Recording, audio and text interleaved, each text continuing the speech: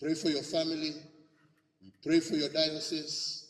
We pray for God's guidance and His hand over you as you execute your new responsibilities. And we are confident that you shall be able to fulfill that which God has set forth for you. Ya mwisho, kwa sababu mimi sitaki kuongea sana siku hizi, mimi sio mtu ya kuongea mambo mingi. Ni kusema tumesikia homily ya leo, a very powerful homily ambayo tumepewa na Bishop Kamomoe. Ule ambaye ako na masikio amesikia. Ni yangu tu ni kusema hiyo mambo ya maex labda zamani, lakini siku hizi mimi asiniangalie vile alikuwa ananiangalia mimi. Mimi siko huko. Hata Kinoti naweza kumtetea, alikuwa jirani wangu. Kama alikuwa anachelewa kufika nyumbani ni kwa sababu tulikuwa kazini, sio mambo mengine. Sijui siku hizi kwa sababu amerudi Meru siwezi kusema, lakini kama ameendelea hivyo, sisi ni watu wazuri, hatuna shida na hiyo maneno. Kazi yetu ni kuombea na kuendelea kuombea taifa letu la Kenya. Lakini pia vile tumesikia, it is important for every one of us to heed the message that we have been given today. Na mimi sitaki nirudie vile nimesema, kila mtu ambaye ako na masikio amesikia. Yangu ni kusema tuendelee kuombea nchi yetu ya Kenya. Tuendelee kuombea viongozi wetu, sababu lazima tuombee viongozi wetu.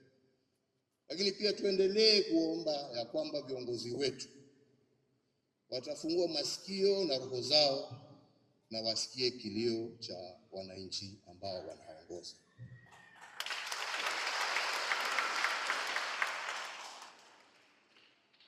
Kwa hivyo sisi siku ya leo, my Lord Bishops, and especially our chief guest today,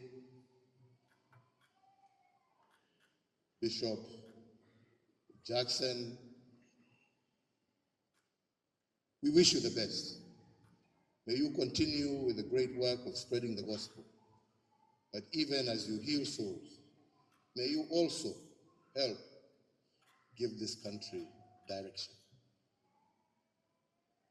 You must save souls, but if you have no lives, you will have lost those souls. So we must protect yale ambaye ni ya dunia hii, hata tukilinda maisha ambaye yatakuja.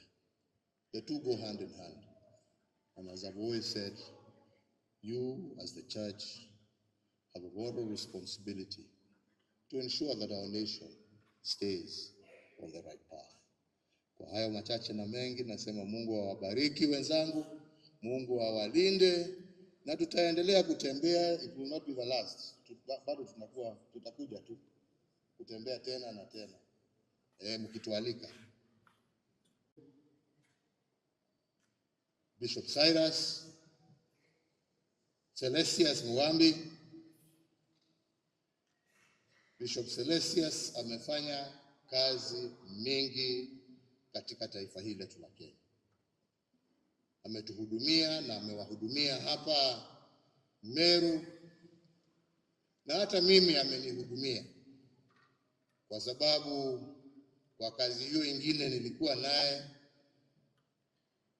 Mimi nilikuwa na jukumu la kuunda vikosi vya jeshi na kuwapatia bendera yao ndio waweze kwenda kazi ya kulinda nchi yetu.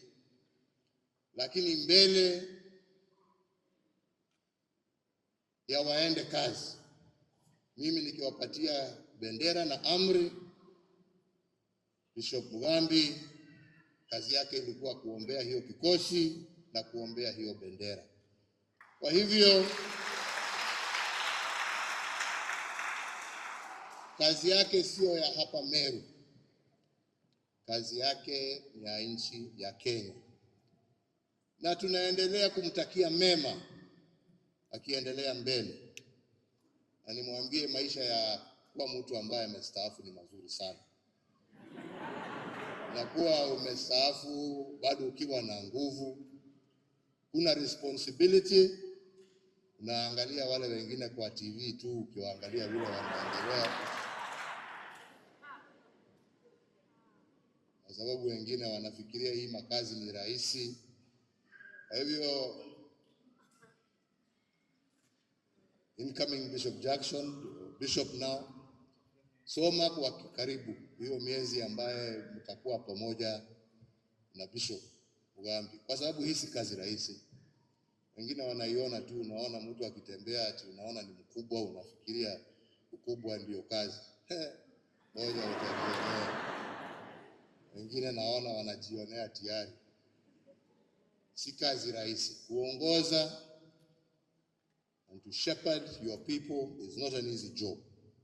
But I am sure that God will give you the grace and the strength to execute your duties as Coadjutor Bishop of Meru Diocese, and eventually, in God's will, as the Bishop of this great diocese of the Republic of Kenya. Nataka pia kuchukua nafasi hii kumshukuru Baba Takatifu Pope Francis, kwa sababu kwa muda wa miaka chache tumeona ametupatia mabishops kadhaa, kumaanisha ya kwamba yeye anatambua ya kwamba kanisa letu Katoliki linapanuka katika nchi yetu ya Kenya, na tunamshukuru kwa sababu ya kuendelea kutuona na kuhakikisha ya kwamba tuko na wachungaji wa kutosha, na ndio tuweze kuendelea kueneza Injili ya Yesu Kristo katika nchi hii yetu.